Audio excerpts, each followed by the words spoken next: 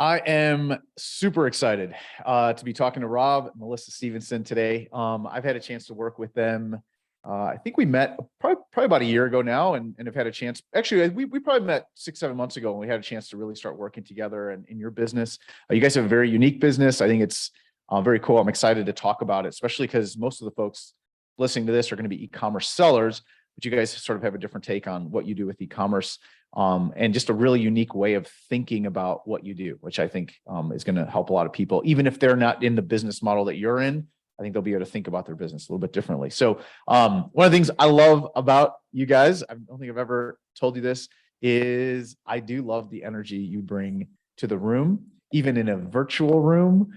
I always, you can't help but smile and be excited about whatever you're doing when Rob and Melissa are around, and they are definitely action takers. I've been very impressed by, again, just a common trait with people who are successful is they love the challenge. They can't wait to implement, and they get excited about the opportunity that this might work. And they never lose that, whether it works or not. What I've always felt from them is that they're always excited about the opportunity, which I think is a hallmark trait of successful entrepreneurs. So thank you so much for taking some time coming on here. Dude, Brian, we're so excited. Thank you for having us, but we're so excited to be here and talk with you. Yes, thanks so Awesome. much. So real quick, maybe just give a little background, what you guys do and kind of how you got started, and yeah, just tell us a little bit about yourself. Cool. So we flip stuff on mostly eBay, buy used and sell on eBay. But it all started with you. So Yeah.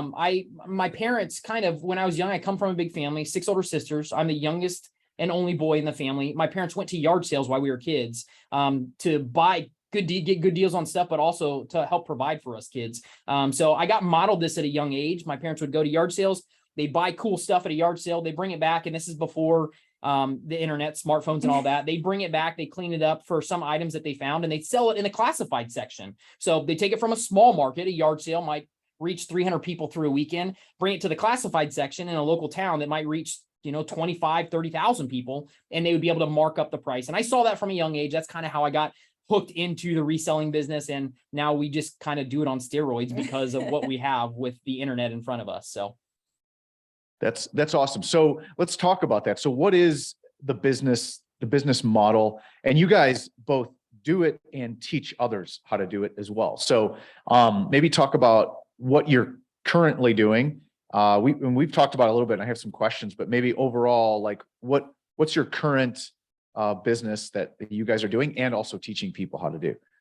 Well, you'd always done this even as we got married, and in our marriage, it was always our extra money, like flip it. This was always kind of just our fun money. But at a point where we were kind of faced, do we jump in full time or not? That's kind of how we came up with the business model that we're in right now. So his job was about to cut health insurance, and I was 8 months pregnant, and they were cutting it on like April 1st.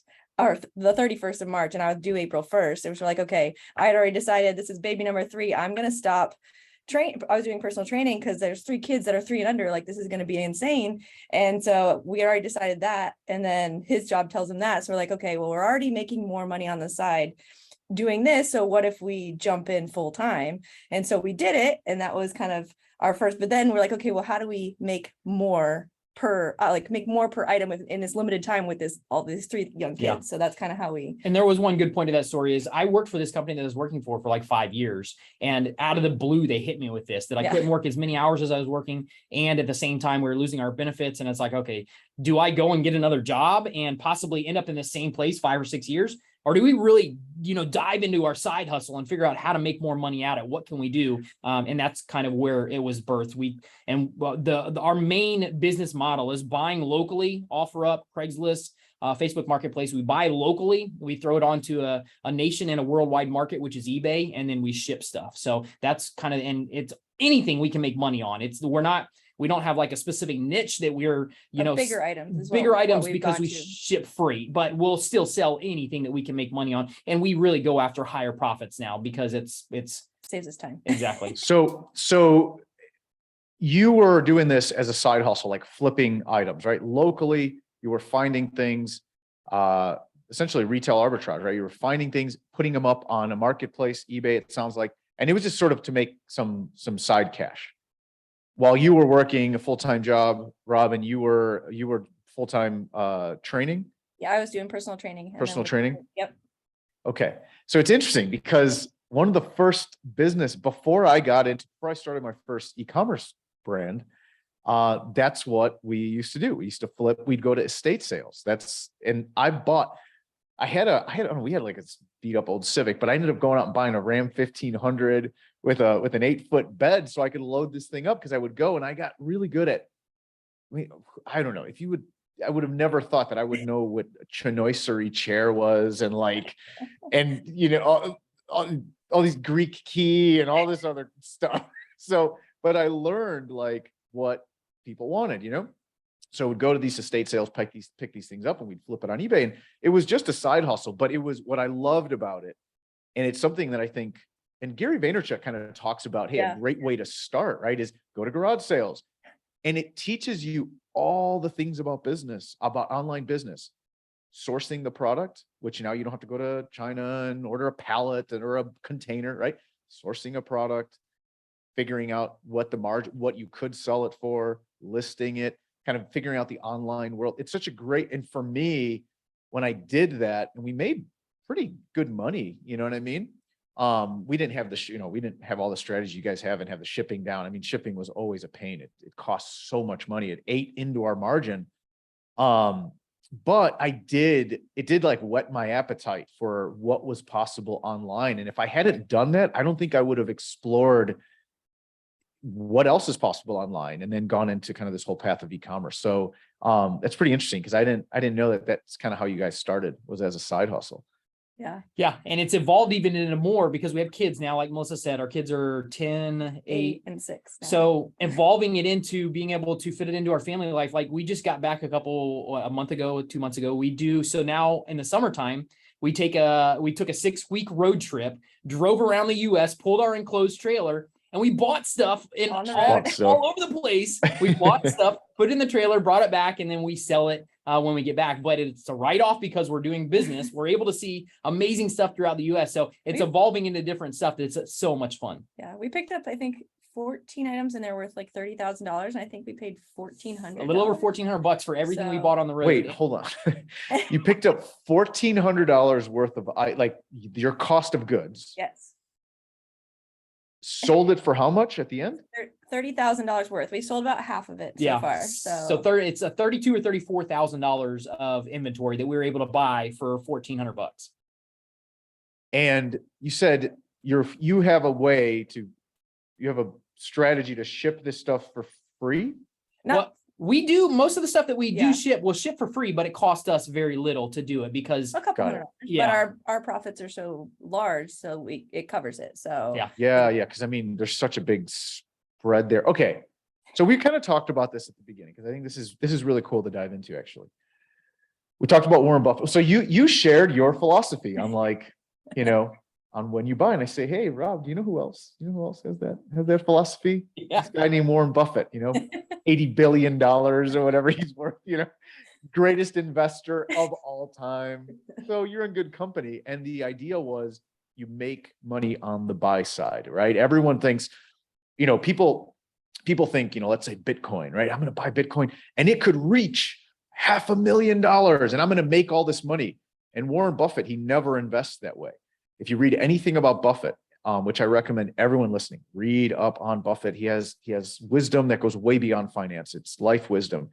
But his philosophy has always been find deals at the buy side. And basically the lower you can buy, if you can figure out what the value of something is and the lower you can pay for it, like that's where all the money is made.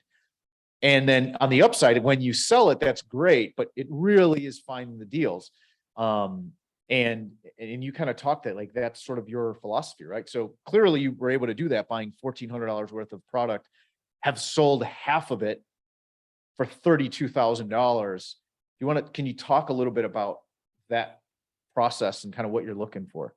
Yeah, Definitely. So when we're on the road, and the tricky part, like when we just did this, but we do this locally too, but the road trip's pretty fun because it's He's like, what city are we going to next? And I'm like, oh, we should be here tomorrow. And I'll jump in and I'll check my apps for Marketplace and OfferUp and Craigslist. I'll look on one of those apps, see what I can find that's in there that's undervalued. And typically it's a business we brought quite a few appliances back for people who had either redone their kitchen and they had the old appliances that they didn't want to throw away. So they threw them on a Marketplace. I found them on there, but it was one of those things, they threw it in the garage and it's like, okay, this thing's taking up space. I'm going to drop the price. I'm going to drop the price. I'm going to drop the price because nobody in the local area needed that. So when I come into the area, I see it on Marketplace and I see the price has already dropped from $500 down to $300 down to $200 and then down to $100. I'm like, oh, this person wants to get rid of this sucker. I'm going to go snag it for $100. And the value on it is insane. Like two of the appliances we just sold, the cooktop and the... yeah, 2 weeks ago, we sold a cooktop that was like a 36 or 48-inch cooktop. We bought a matching cooktop and a double oven, paid $100 a piece for them. So $200 invested. And we already sold both of those. 1,700 and $2,000 and one was a little over 2,000, I thought. 22. Yeah. Yeah. So $2,200, maybe $1,700 for items that we paid $100 for, $100 a piece. So that's just what we look for. We look for those items that people, for whatever reason, and it doesn't have to be appliances, it can be anything. But yeah, that people either want to get rid of it, it's been listed for a while and they keep lowering the price, or if it's at the price that I think I want to get it lower, sometimes I'll go in and offer them half of it. And if they really want to get rid of it, they'll say, okay, yeah, you can take it. Well, no, I was just gonna say, I just had a friend that had a storage unit. For a year, they'd been paying for this storage unit with stuff in there because it was an hour away. They had moved and they just wanted to get stuff out of their apartment because they had to move, right? Because they had to clean up and all that for the inspection. Anyway, they just need to get crap out. They moved to another town. The storage unit, they've had it for a year. They're paying $150 a month. So now they're like, I just want to clean out that unit. There was only two things they wanted, like brand new couch and ottoman and and they just want to get rid of it before the 1st of the next month so they don't get billed again. They don't want the stuff. They got nowhere for it. So they originally put it on Craigslist or like like OfferUp, whatever. Then they're just like, come pick it up. Like they just like, just pick it up. Like, I don't even care. I don't even want to make any money. I just don't want to get charged another $150 next month. Yep. And those deals are everywhere. Yeah, If you're looking for those deals, those are the deals you want. You're getting it for very, very cheap, and then you're able to turn around and make what the thing is. eBay is a big key of it because they reach so many people. So many people are looking on eBay. Amazon's the same way. So many people go to either eBay or Amazon to find things. And when you can get your items on there, no matter what size they are, and be able to provide a shipping service to your buyer, that's where your profits really, really go up. Why do you guys, you mentioned that you focus on eBay and you don't do Amazon. Why not Amazon? Like, why one over the other? Well, Amazon has a lot, I don't know, it just feels like a lot of red tape on things that you can sell and like gated to get into stuff. And we always do the used items and just feel like it's not really, I don't know. Yeah. Two reasons for me. Amazon, we buy on Amazon all the time. And if I have a problem with an item, I ship that sucker back and I'm getting my money back. eBay, we don't take returns on the items that we sell. So we under promise and we over deliver on every single thing that we sell. That's the biggest thing. Under promise, over deliver. When our buyers get our items, they're happy with the items. They know what they're getting. We put good pictures in, we put videos of them. We tell all the imperfections of an item. Yeah. So the buyer understands that. So I don't want to deal with returns. And I know Amazon is a huge business for returns. That's one of the reasons. And the other one, like Melissa said, it's used items. We find really, really good deals on used items. Just like you said about your buddy, somebody who's got to get it out and ready to get rid of it. They're going to give it away or give it away for next to nothing. I want to find those deals and then I want to be able to resell them. And it jazzes you up to find those. I love it. Nothing gets me more excited than deals. You should, I get just imagining like, you can get tattooed like on one arm, like one man's trash is another man's treasure. Like, you're just like, oh. So it's interesting because eBay, the returns, Amazon is really training buyers to shop a certain way online, right? Because there's no way in person. I mean, some people do this, but not at the rate that they do on Amazon, where you're going to walk into a store, buy a bunch of clothes, not try any of it on, spend $500, and then come back and return $450 in clothes. Like no one does that, right? Right. On Amazon, totally normal. And you can Absolutely. tell too, if you go on and you look frequently bought together, let's say you're buying a, I don't know, a French press. The frequently bought together is 2 other French presses. Like who buys 3 French presses, right? And they're just buying them all and trying them. And the ones they don't like, they just send back. Like, Yeah. and that is one of the biggest actually expenses, right? For an e-commerce business is factoring in returns because yeah, top line looks great, but then you have all these returns. So yeah, I could see why that is better. Like eBay is better because you can set the terms and Yeah. it's just kind of accepted. Yeah. And they really, Amazon changed eBay a lot too, because eBay is trying to keep up with Amazon, I think. And so it used to have a lot of auctions, for items. And now it's almost all buy it now because buyers just want it. If they want it, Quick. they want it, and they want it now. They don't want to wait till that 7-day auction to go through. So Got it. yeah. So So then you guys do this, full time. Are you like always traveling? Or you like, how does that work? Right. You're looking in local areas, you're going out, picking the stuff up and then listing it on eBay, right? Unless you hit the road with your trailer. That's the model. Yeah, that's exactly. And we have kids now, so they're in school. So we try and do the summers where we're actually traveling over the summers. Okay. But I would say our flipping business, I'll do this the rest of my life and I'll expand and go bigger items. Like our goals, I think our biggest ever flip was like $25,000. I want to get to where I'm doing a couple of those a year on a crazy items that are cool. Yeah.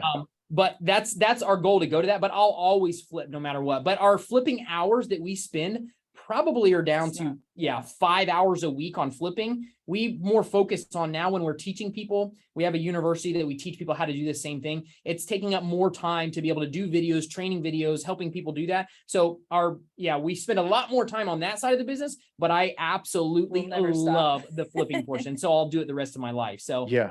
and to give you an idea on numbers, like I think last year, what did we do? Like $70,000 or $80,000? $80,000, and with only like 56 items. 56 items that we sold last year. Got That it. gives, And that's just like basically part-time. I mean, Yes. because your most of your time is on it's Flipper University. yes. Okay. Yeah. And this is where you're teaching the same strategy to people, how to do it. Yeah. And we really have drifted towards the model of lower volume, high profit, because resellers work hard. We see a lot of people that you have to find something, clean something, list it and ship it. And we're like, well, if we can do all that same process for one item and make $2,000 or 100 items to make the same, so we're like, I think one item sounds a little bit better. So that's kind of where we gravitated to. Yeah. Yeah, 100%. I mean, if you can if I can, it's no brainer, right? High price, still high margin. Yeah. Move 4 things a year, make the same money as moving 40 things. Yeah, that's a no-brainer. So then I'm curious, did you guys have a business before this, or is this your first business? Like, you guys have a history of like entrepreneurship? He's a serial entrepreneur and has probably started anything you can think of, I've done it. I mean, you name it, I have done it. What are some of the things you've done? Lawn care, pool cleaning business. What we listed them out one time. Yeah. House painting, roofing, pool cleaning. We wanted to do, we live in Florida where there's a whole bunch of lakes. We grew up on a lake. We're going to do lake tours because there's this cool lake with all the big wealthy people live. Shaq has a house there. We were like, let's do tours of all these people. Parasailing. I was going to take tourists on parasailing trips through the lakes. Dude, you name it. I'm an entrepreneur, which we're very good at coming up with ideas. The follow through, we suck. I suck. Horrible. Dude, that's why now I have my implementer here. No, it's the best partnerships. It's whether it's business partnerships, marriage partnerships that are in business. Yes, you have the visionary and you have the person that makes the trains run on time. It's just, and everyone I know who has crushed it, right? Especially couples, it's that. One person is like the execute, they're the manager, the one to execute, and the other person is the one with all the ideas, right? And and it's like 2 different sides of the brain. It's like being creative and being analytical. You can't do both. Yeah. So finding the right partner, and it just so happens, when you're married to them, that's even better. married is cool. It's a challenge too, because she had to learn how to communicate with me. Like we go on a run every morning. And We're listen listening to a podcast. And I got like 3 or 4 ideas by the time we stop running. And I'm like, dude, we got to do this. Dude, we got to do this. And she's like, great idea. Let's work on this for a little bit. Let's dial in here. I And say, she's write that down. But I used to just shut him down. I No. used to be like, no, like, no. And then it would like deflate him. So like, okay, let's just file that away for a later time. And usually he'll And forget she's- about it or whatever. Yeah, But 10 if minutes later, I got no idea what I thought about. I So could I'm just see going like, with okay, write your ideas down. I'm gonna keep these in a safe place. Okay, well, I'm keeping them in a safe place. We'll talk about it soon. yeah. That's awesome. Yeah. Okay, so you guys, I know that there's other folks that, teach a similar thing with retail art, whatever, but you guys have kind of an interesting take on it. I think one of the most interesting things is going to local markets. Now, are you always, what you guys teach, are people always sort of touching the product? Is that For the something most like, part, yes. for the We've most part? started to figure out how to like get that hired out at a low cost. So we're working on that with some of our members. So they don't come, because we actually have most of the people who are doing this, like a lot of are women and like in their 50s and 60s that are finding these, like they're moving cooktops, they're moving like all this stuff, and everybody thinks like, oh, I can't do that, and they're doing it. And so these are most of our students. So yeah, we are working on a system that will allow you to find items, but not have to physically touch them. But not quite like, what is it? FDA? Not quite like that. Yeah. but Yeah. And then once they find it, then what is like, I guess, the typical sort of turnaround time? Like, because I guess I'm curious, because for me, the reason I'm asking this, because like, where were you guys when I was doing this? Because I bought a freaking truck, you know what I mean? Which was cool. I gotta admit, it was kind of cool to be in this big Ram 1500. But yeah, I was filling my garage up with stuff and kind of waiting to move it, and I think that I just didn't have a streamlined process. Like I was literally making this up as I went. I had no help. And it got to the point where, yeah, my garage was literally just full of dressers and knick-knack stuff and lamps and chairs and tables, where it was fine because I didn't use it. But when I went to sell that house, yeah. I was liquidating all this stuff, and I mean, we made money, but anyway, so yeah, what could you talk about kind of that transition, or like, Yeah. This is a huge thing too, but the biggest thing is when I started this back in the day before smartphones and eBay and all that stuff, we didn't have a way of like, I'd go to an auction, I'd buy something, and then I would have to hope that I made a good investment. You don't have to do that anymore. Now with eBay, you have completed listings. So anything that I want to buy or I want to pick up off the side of the road, whatever it is, anything that I'm looking at, I can jump into eBay, type in the brand name, the model of it, and I have a good idea for the last 90 days if 10 of them sold, if none of them sold. I can do all that research before I actually go ahead and invest it. And So some you're taking things, a lot less risk. yeah, I don't want to say either that, some things I'll list, like, what did I list the other day? It sold in 12 hours. Something we got from vacation. Was that was the double oven. So the double oven, we brought it back from vacation. I took pictures of it, listed it, put a video in there, sold in less than 12 hours, $2,200 right out the door, super quick. And then some of them I'll sit on for 6 months. But the thing of the key about it is if you are going to sit on some stuff, make sure your profits are there. If you have to put something in the garage, don't put something in the garage that you're going to make $30 or $40 on. Put something in the garage you're going to make $1,000, $2,000 on. Make sure you're deciding, hey, this is worth the wait. I got this thing for $50. I'm going to sell it for $1,500. I'm going to put it in the garage and I'm going to price it. You want to definitely always be pricing stuff competitively of what stuff is sold and what stuff is on the market right now. You want to make sure it's competitive. So when somebody does find it and need it, they're going to buy it quickly. And that's how you'll sell stuff quicker too. And you'll have Okay. to store a lot less stuff if you get it listed right as soon as you buy it versus letting it sit there. This is my problem. But that's what would happen is we'd get it, then I know I have to take pictures. I needed a white background. So it was a whole thing. Listen, like I said, if I had mentors at the time, it would have been awesome because I probably would have made, who knows? I probably wouldn't be doing this right now. I'd be still flipping stuff because it was cool. It was like a treasure hunt. I loved it.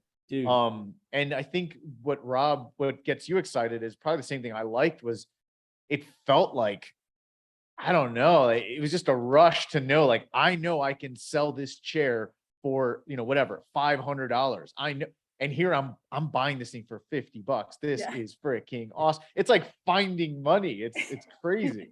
Dude, you have no idea. That's what jazzes me up, is definitely finding it for so cheap. Looking on eBay and seeing, I was at a yard sale the other day and a radio, I bought it and I didn't know the brand name, and a Martinez or something like that. Didn't have any idea because I don't do a lot of electronics, but I look it up and things selling for like $1,000 and they wanted $5 for it. And I got so excited. I didn't have my wallet because we were after a walk. I was walking home, hit a yard sale. Man, I ran home as quick as I could, got my wallet, went back and bought it. But yeah, that's what really jazzes me up and energizes me, is to find those deals, that you're going to make some really, really good money on. Very cool. All right. So I want to shift gears a little bit, and I want to mention where people can find you guys, because I think you guys, clearly you have experience in this. Clearly you can help people, whether they want to do a side hustle or maybe even transition like you guys did full time. So you can, talk about Funnel University. That's where they can get, is it funneluniversity.com or Flipper University. Our website. oh, is sorry. Flipper University. Yeah. It's fleamarketflipper.com. So Fleamarketflipper.com. yep. Okay. And that's where they can learn about Flipper University. Yep. And we Cool. do have And we can, oh, sorry, go ahead. no, I was just gonna say, we do have a list of 47 household items. If people want to get started, that's the best way to get started, is like just stuff that you have in your house, so you're not going out and investing anything. We have a like 47 household items to sell if they're interested in that, and that's just at freeflippingguide.com. Okay, cool. And we'll link in like the show notes and put all that. But yeah, check that out. Because I think, I mean, like I said, I can vouch for not having a mentor in this, and how important it was in my journey as an online entrepreneur, is like understanding how this works. I think the like method has been endorsed by a lot of people in terms of, finding products at a deal and flipping them. And obviously Rob and Melissa can help you get clarity on how to do that exactly. So we'll put links to all that. But I do want to talk about just kind of more entrepreneurship. So you guys are, like I said, tons of energy. Anyone who's listening to this obviously has already gotten a taste of what I was saying. Lots of energy. There's genuine enthusiasm for the business and the process. And that's awesome. I think a lot of people want that. I know a lot of people are in business and don't feel that, right? So I guess what would you say is your driver? At first it was probably, I mean, maybe it's changed. At first it was, oh crap, we're going to have a baby. We're not going to have insurance. Better make money, right? But maybe you could talk about how that's changed, what has stayed consistent, like what is the drive? Why do you keep doing it? I'm good. Well, I definitely think it's really cool. Like our core, you're more on our coaching portion of it. It's cool to know that we can do it, but then that we have a hand in helping somebody else go to that next level. And then they're able to quit their job and do this if they choose to, or able to have a side hustle that they're making almost as much as they are at their full-time job. It's one of those things that, I don't know, it's very rewarding. And we get testimonials all the time of people who have made these big sales and stuff like that. And it's like, I almost enjoy seeing somebody send me a testimonial saying, hey, I bought this thing for $50. We just sold it for $1,500. I get almost as much joy out of that as I do when I sell my own items or find one of the cool items. So it's one of those things that it's just really rewarding on that aspect to know that you're helping other people do it too. I don't think you expected that either. No, I did when not. we first got it, we're like, we're gonna, share some stuff that we know, hopefully, make some money or It whatever. was about the money And originally. and then people started doing it, or like they're doing it too. Like it works. Like it's not just us. Like this works for a lot of people, and it's really cool. So to see that. So. Yeah, no, I get that. And it's also, I think when people have the realization, like you said, hey guys, hey, Rob and Melissa, this works. You're like, yeah, I know it does. That's why I'm telling you to do it. Yeah. And just when they sort of have the realization like, oh my gosh, this actually works. It's pretty fulfilling. I think we were talking earlier too about just purpose and like why we do things. I think it is a feeling, going back to what you said, is, knowing that, yeah, you make money, that's great. But very quickly, I think, and some people, that is the driver. Like, I mean, I can't say this for some people I know, but they are very successful. They have tons of money, all this, and they are still driven to make more money. Like that, they'll tell you it's to change the world or to blah, blah, blah, and all this other stuff. Listen, get a couple drinks in them. I'm telling you, it's to make more money. Like that's the driver, and that's okay. They love the game. They love the hustle, right? And I think there's a part of that in everybody, and anyone, I don't know. I think if you say it's not, I don't know, it could be or could not be, but the primary motivation for some people just truly is not that, right? It's freedom. It's, being able to be with your family, but there is a component of what you said where you wake up and you're like I legitimately helped change people's lives like that. It's like, you feel like a sense of purpose, right? And I think that's super gratifying to have that.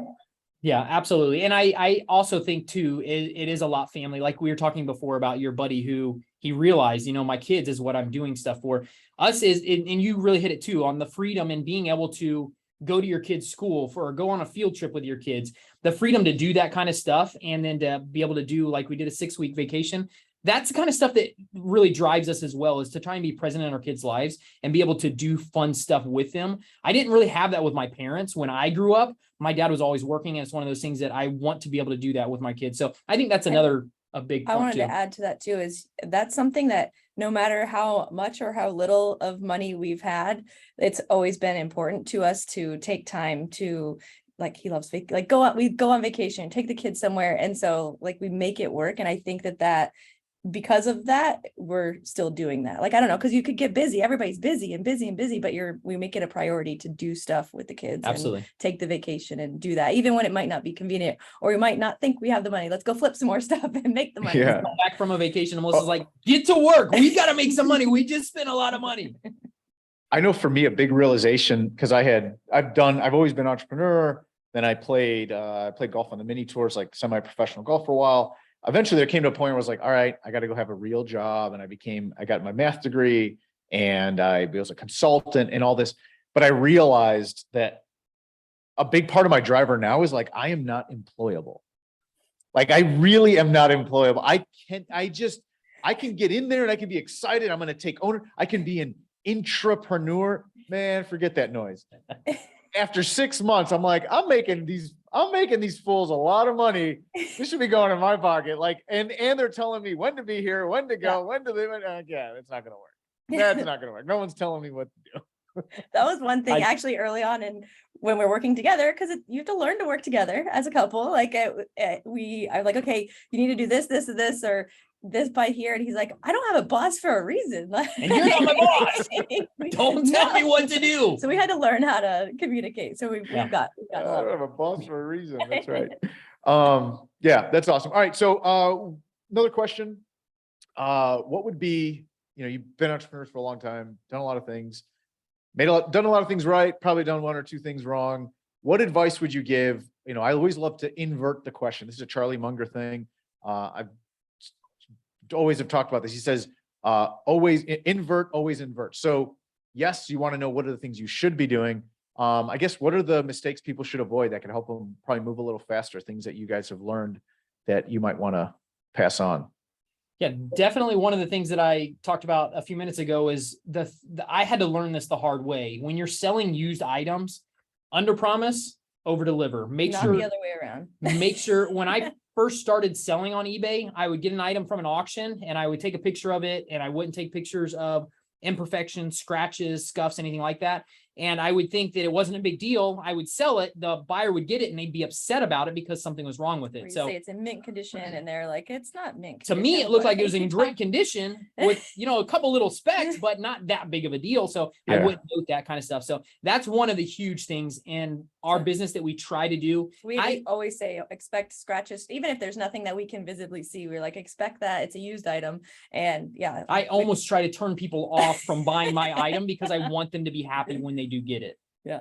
So that. Yeah. Have you heard of a book called The Expectation Effect? No. Oh, you guys would love it. I just heard about it on a podcast or something. I picked it up, and there's a lot of talk about, if you've ever seen The Secret, right? About like you just creating reality. And there's some element to that. I have kind of a different take on it. I think that action is the only way that things happen. I don't think that I can sit here all day and think of $1 million and like, I'm just going to pick up a winning lottery ticket and like, oh my gosh, $1 million, right? I do think though that our thoughts, right, will then allow us to see opportunity. Like there's been studies done where if somebody considered themselves a lucky person, they were put in one group. Somebody else considered themselves an unlucky person, they were put in another group. Okay. So the only difference between these two groups were one person thought of themselves as lucky, one person thought of themselves as unlucky, or this group thought of themselves as unlucky. They had both groups walk down the sidewalk and there was a $20 bill on the sidewalk. The people who thought of themselves as unlucky, almost nobody saw the $20 bill. The people who thought of themselves as lucky, like 80% of them saw the $20 bill and picked it up. So literally believing is seeing. So they're like, and it was just confirmation. See, I told you I'm lucky. They both walked by the same opportunity, but only one of them saw it. So I think that there is something about expectation and like our perception. So this book talks all about it, like all these studies that have been done. It's fascinating, like what the mind will cause the body to do and what we'll see. So I think like there's an element of that, like setting the expectation, right? Well, then people, if you say it's like, oh, like brand new, and then now they're like expecting brand new, right. Like, wait, but there's this thing on there, so it's interesting. But yeah, on a side note, that book, anyone who's listening, pick it up. It's fascinating. It's so cool. I wrote it down. Yeah, so that's to awesome. Get it. I would say another thing that stops a lot of people. Well, another thing that you should do if you're getting started or starting to sell larger profit or bigger items is always get shipping insurance. So most of the companies give you up to $100, or it's like $50 for you. USPS is the first $50 cover to the first $100, but that's a mistake that we see that people make. Sometimes they won't get the extra insurance, and if they sell something for $1,000, like we said, we don't take returns, but we do have shipping damages sometimes. So we have to file the claim. They get their money back, we get our money back, and it's okay, but there's a process. And if you don't get shipping insurance, then you're out, except for the $100. So that's a huge note. We did learn that the hard way too. So definitely take that note when you're dealing with higher profit items. Awesome. And just kind of as a clarification, I mean, this is something that people can do obviously part-time, or they can do a full time. Like if they're just looking to make an extra $1,000 a month, this is a great option to try out, right? Absolutely. And that's what we even tell students that come in to talk to us about what we're doing. We tell people, like, you went out and bought your Ram truck. We tell people, don't go out and spend all this money on a storage unit. Don't go and spend all this money on a truck. Start where you're at. If you enjoy it, then you start going with it. Use a garage if you have one. Yeah, I wish I've got no chill, Rob. I've got one speed, man. I'm all in. We have one of our members, she Stacy never got a trailer or a truck. She's been selling, like she got to 100,000 in 2 years, and she still didn't have a truck or I'm like, what, really? You proved this model, it's working for you. Like, so it was pretty funny. But I think she just got one just recently. Yeah, our first member who made it to 100,000, because we celebrate the 1,000, the 5,000, the 10,000, and then the 100,000. Cool. Our first member that made it to that, she just used a van. She has kids. A minivan, and that's what she used to flip her stuff. And it was really, really cool to see her. But that's amazing. Yep. Yeah, very cool. All right, guys. Well, I appreciate you guys coming on and talking. Like I said, always love your energy and a ton of gold nuggets there. So again, if people want to find out about Flipper University, where should they go? Flea Market Flipper is the best. Fleamarketflipper.com is all of the things are there. So, and can they find the free the guide? Yep, it'll come up on that page, but also freeflippingguide.com. You could get it there too. So. Awesome. I love vanity URLs. Freeflippingguide.com. We have a 2022 flipperguide.com. Like, I love that because it reminds me of there's a reason why on radio they do that, where they're like, go to, textguide2022.com. That's textguide2022. That's TAXGUIDE. Like, they say it because you can remember that. Yep. Vanity URLs is a trick. I learned that from Frank Kern. He does that with all his offers. He always has some, learnwithkern.com, and you can remember that when you hear it on an ad, even if you don't click the link. So that's a good hack or tip. I think we buy a couple domains every week. Yeah, exactly. Who doesn't, right? You're like, and then you're like, it's only 99 cents or whatever. And all of a sudden I'm getting this $130 bill for domains. Like, what the heck? What happened to my 99 cents? And I forget about, and then when you have to go clean them up, you're like, I don't know, I might use this one day. One day. Anyway, all right, guys. That was awesome. Again, if you listen to this, take action. If you want to find out about how you can make some side hustle money or even potentially do something full time, go check them out and learn about Flipper University. We'll put the links in the show notes. And yeah, thanks, guys. I appreciate you guys taking the time. Awesome. Thank you so All right, much, see man. ya. This was a blast. All right. Bye.